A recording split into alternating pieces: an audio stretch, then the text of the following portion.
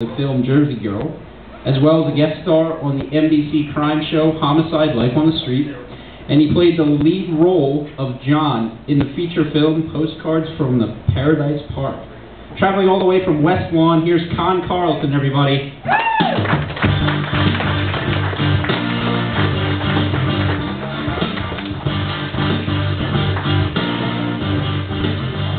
I just low. How's that? Can you hear me okay? Yeah. Wonderful. And everyone's doing okay? Yeah. Wonderful. You're a great audience, so let's have a little bit of fun.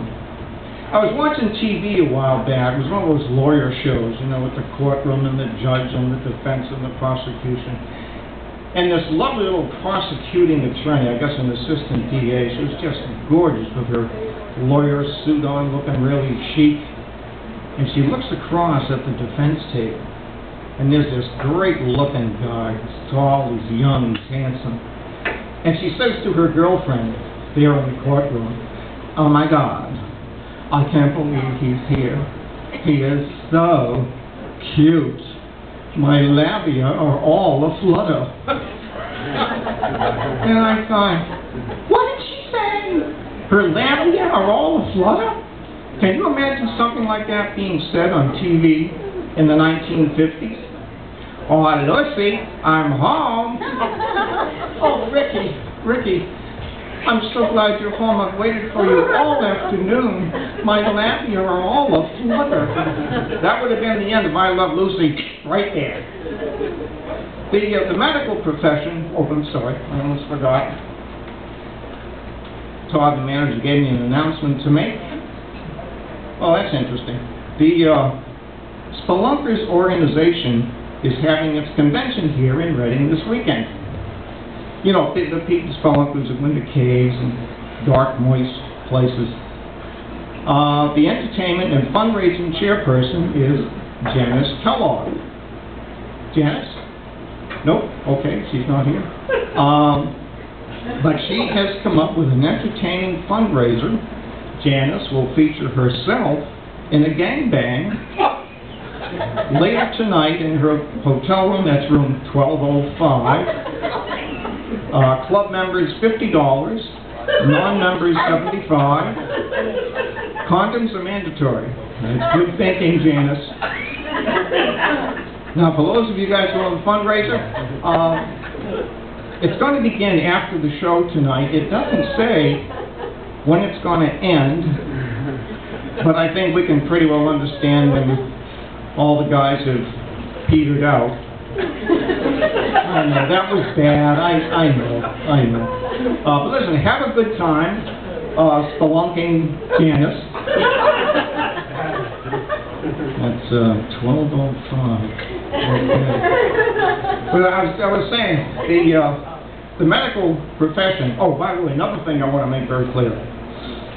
A lot of people think, because I go from one thing to the other, into this and that and back again, that I have attention deficit disorder.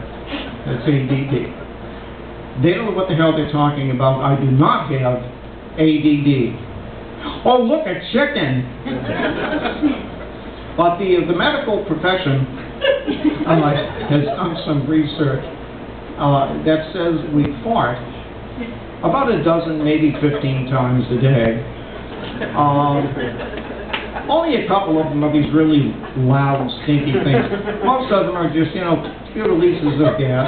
It's like when you're in the supermarket and you're all alone in the cereal aisle. You're right by the Captain Crunch. And you look around, you're all alone, so you let one go. There it goes. And you push the cart further down the aisle, and you just hope to God that no one's going to come up the aisle behind you and walk into that bomb you left back there. But then there's the kind of fart that shouldn't even be called a fart. Fart is too harsh a word. It's a very gentle release of gas. Doesn't happen every day. We hardly notice it ourselves.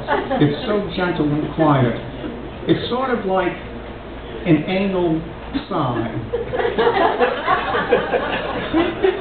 But There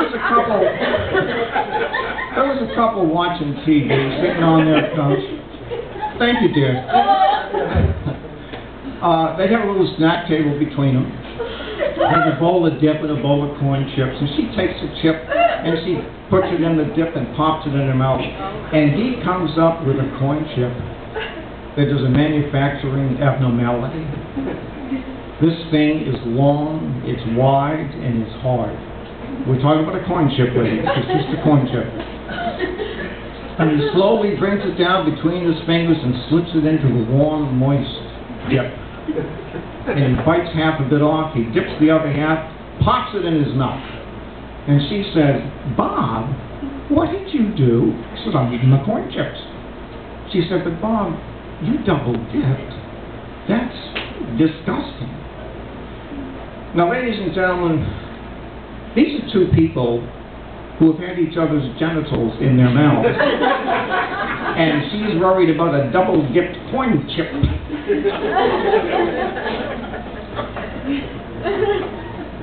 A great element of sign language that we're all familiar with is this. The notorious finger, the dangerous digit. Many people are upset about this, so much so that TV studios hire computer technicians to put a blurry circle over the finger so that we won't know what they're doing. Well, of course, it is a silly thing to do because, granted, it's supposed to represent a man's erection, which is, like, screw you. But isn't it kind of strange if one man does this to another man? Isn't it kind of gay? So what I have discovered is a blurry circle. Now, you do not know what I'm doing.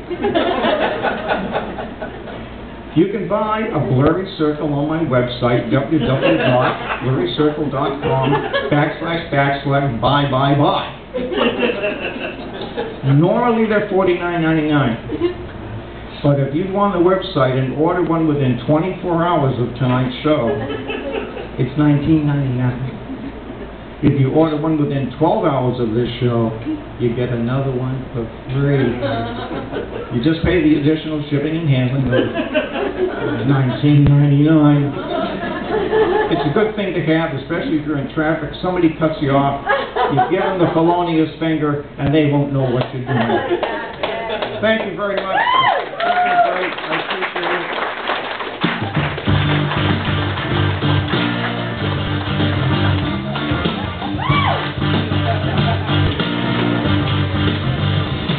Going for Karlson.